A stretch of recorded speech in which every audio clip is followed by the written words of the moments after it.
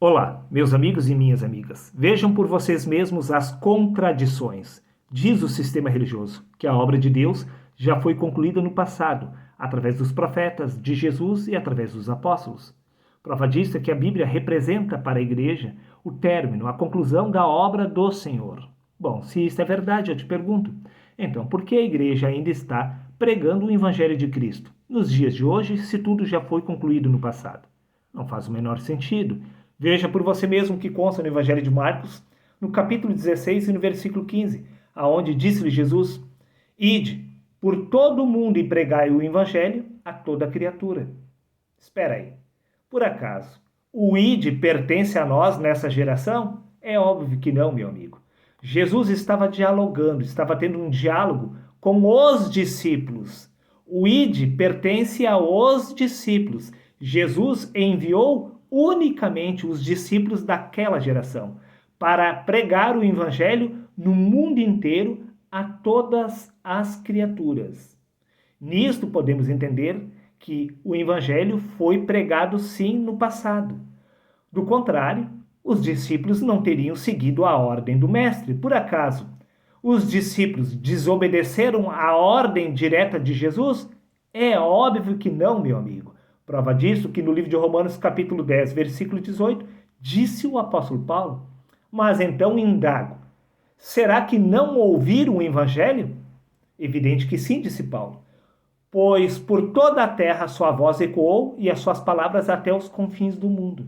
Disse o apóstolo Paulo que o evangelho de Cristo foi pregado, foi revelado naquela geração, no mundo inteiro, para todos os seres humanos. Prova disso que Paulo conclui através do livro de Colossenses, capítulo 1, versículos 23.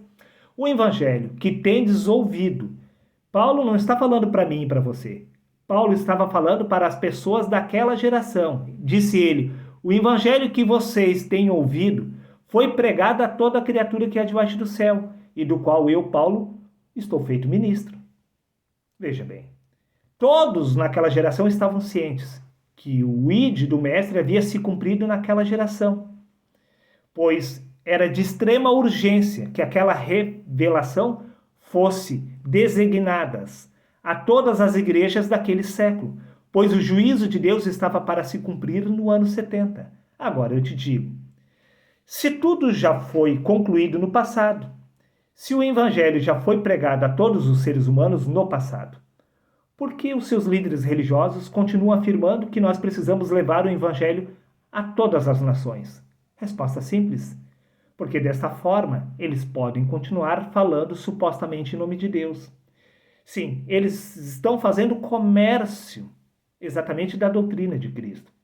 Pois se tudo já se cumpriu no passado, eles não deveriam estar levando o evangelho a esta geração, pois não faz o menor sentido levar exatamente o evangelho do juízo de Deus, do que está para se cumprir, se tudo já se cumpriu no passado. Você não entendeu? Tudo que está escrito no livro de Apocalipse acerca do tempo do fim já se cumpriu na geração dos apóstolos. Por isso era de extrema importância que o evangelho fosse disseminado entre todas as pessoas daquela geração, pois o tempo do fim havia chegado, meu amigo. Se os seus líderes religiosos estão pregando o evangelho nessa geração, eles estão fazendo vocês de trouxas. Até porque no evangelho de Mateus, capítulo 24, versículo 14, disse Jesus: E este evangelho do reino será pregado em todo o mundo, como testemunho a todas as nações, então virá o fim. Se o evangelho foi pregado a todas as nações naquela geração, isso significa que o fim já se cumpriu. Prova disso que no evangelho de Mateus, capítulo 24, versículos 1 ao 36, disse-lhe Jesus: E quando Jesus ia saindo do templo, aproximaram-se dele os seus discípulos, para lhe mostrarem a estrutura do templo. Jesus, porém, lhes disse: Em verdade vos digo, que não ficará aqui pedra sobre pedra que não seja derrubada. Veja bem, se no juízo final o templo haveria de ser derrubado, e se isso já ocorreu no ano 70, como exatamente isto ocorrerá? Pois Jesus falou aos discípulos que aquele templo que eles estavam visualizando naquela geração seria derrubado. Não adianta reconstruir o templo, pois não será o mesmo. Jesus estava se referindo àquele templo, que no tempo do fim aquele templo haveria de ser derrubado. E isto ocorreu no ano 70. E perguntaram aos seus discípulos, dizendo: quando acontecerão estas coisas? E que sinal haverá da tua vinda e do fim do mundo? Uma representação do fim do juízo que Deus haveria de trazer sobre Jerusalém. E Jesus respondeu e disse-lhes: vede que ninguém vos engane. Ouvireis falar de guerras e de rumores de guerras, mas ainda não é o fim. Quando, pois, virdes que a abominação da desolação que falou Daniel estiver acontecendo, como nunca houve desde o princípio do mundo até agora, nem tampouco haverá jamais. Igualmente, quando virdes todas essas coisas, sabeis que está próximos às portas. Jesus afirmou aos discípulos, Jesus estava dialogando com os discípulos, e ele afirmou: quando vocês verem todas essas coisas acontecendo, sabeis que está próximos às portas. Pois quando vocês verem tudo isso acontecendo, é para vocês recordarem que quando virdes que a abominação da desolação que falou Daniel estiver acontecendo, como nunca houve desde o princípio do mundo até agora, nem tampouco haverá jamais, um único juízo que estava para acontecer no ano 70. Não há como ter uma nova revelação, um novo Apocalipse. A revelação do livro de Apocalipse era para a geração dos apóstolos. O id de levar estas informações era para aquela geração. Por isso disse Paulo que o evangelho foi pregado a todas as pessoas, até os confins da terra, até os confins do mundo, pois o juízo estava para se cumprir naquela ocasião. Nada tem a ver com algo que está para acontecer. Até porque Jesus conclui: igualmente, quando vocês verem todas essas coisas acontecendo, sabeis que está próximo às portas. Jesus não está falando para você, muito menos para mim. Jesus estava falando para os discípulos. E em verdade vos digo que não passará essa geração sem que todas essas coisas aconteçam. Jesus, repito, fez essa afirmação para os discípulos, que não passaria a geração deles sem que tudo isto ocorresse. Porém, daquele dia e hora ninguém sabe, nem os anjos dos céus, nem o Filho, mas unicamente o Pai. O dia e a hora ninguém sabia, mas todos sabiam que era naquela geração, pois disse Jesus: não passará esta geração sem que todas essas coisas se cumpram. Todas as profecias acerca de Daniel, todas as profecias acerca de Ezequiel, acerca do tempo do fim, descrito no livro de Apocalipse, se cumpriram no ano 70, meu amigo. Prova disso, que no livro de Daniel, capítulo 12, versículos 1, 2 e 4, está escrito: e tu, Daniel, fecha essas palavras e sela este livro até o tempo do fim. E naquele tempo se levantará Miguel, o grande príncipe, que se levantará pelos filhos do teu povo. Este príncipe da paz, estamos falando de Jesus. Jesus é o Miguel que se levantou para advertir as pessoas daquela geração a saírem de Jerusalém. E haverá um tempo de angústia, como nunca houve desde que houve nação. E muitos dos que dormem no pó da terra ressuscitarão no tempo do fim. E veja, isso ocorreu na geração de Jesus. Evangelho de Mateus, capítulo 27, versículo 52.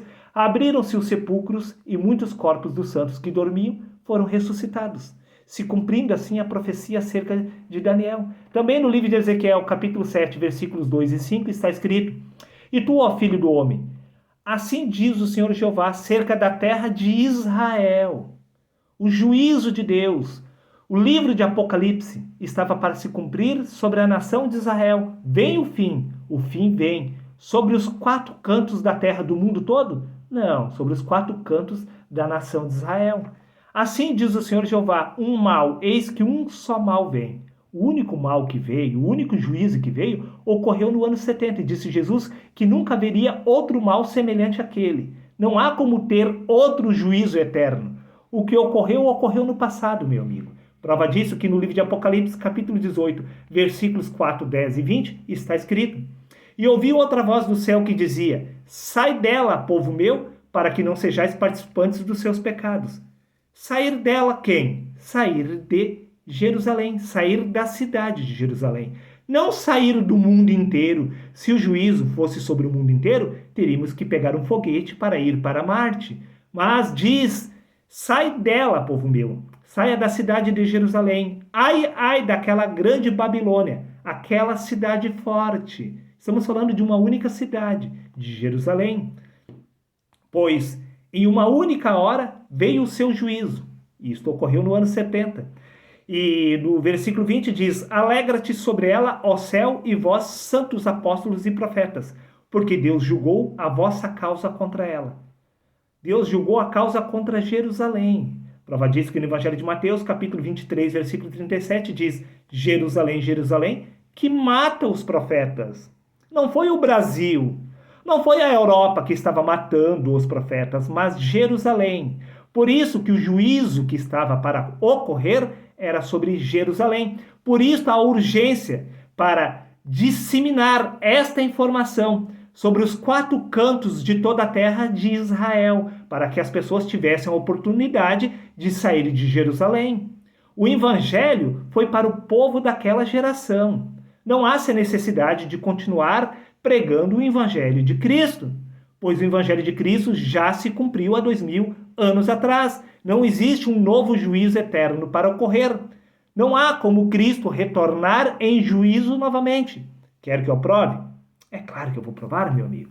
Para finalizar, livro de 1 Tessalonicenses, capítulo 4, versículos 15 ao 17, aonde está escrito: Dizemos-vos, pois isto pela palavra do Senhor, disse Paulo, que nós, veja, Paulo se inclui no texto, pois Paulo estava ciente que tudo estava para ocorrer naquela geração, por isso ele se coloca no texto, que nós, os que ficarmos vivos para a vinda do Senhor, não precederemos os que dormem, porque o mesmo Senhor descerá do céu com alarido, com voz de arcanjo e com trombeta de Deus, e os que morrerem em Cristo ressuscitarão primeiro.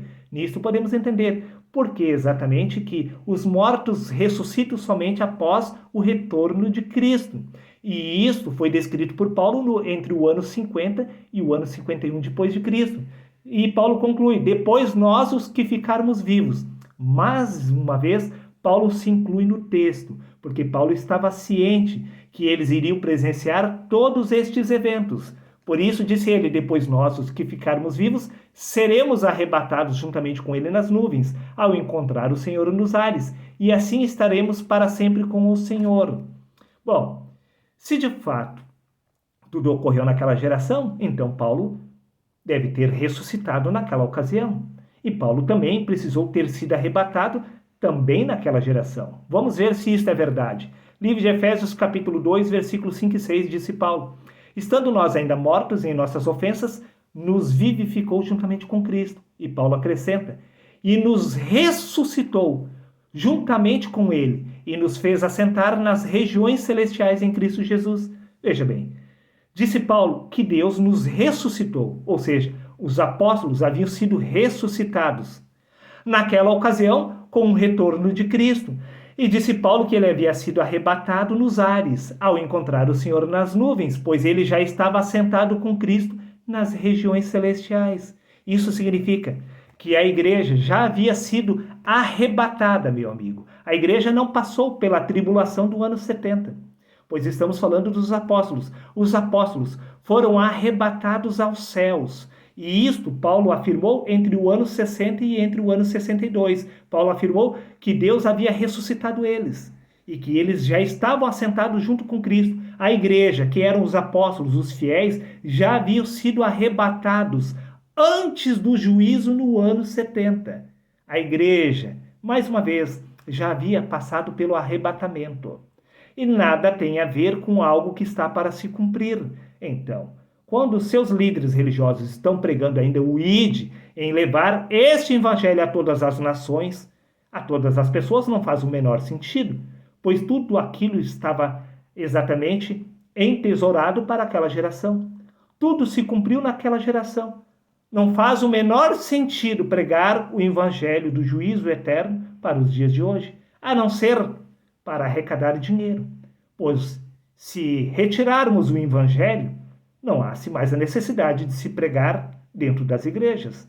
Então, é óbvio que seus líderes religiosos nunca aceitarão essa verdade. Continuarão pregando o juízo eterno para todo sempre.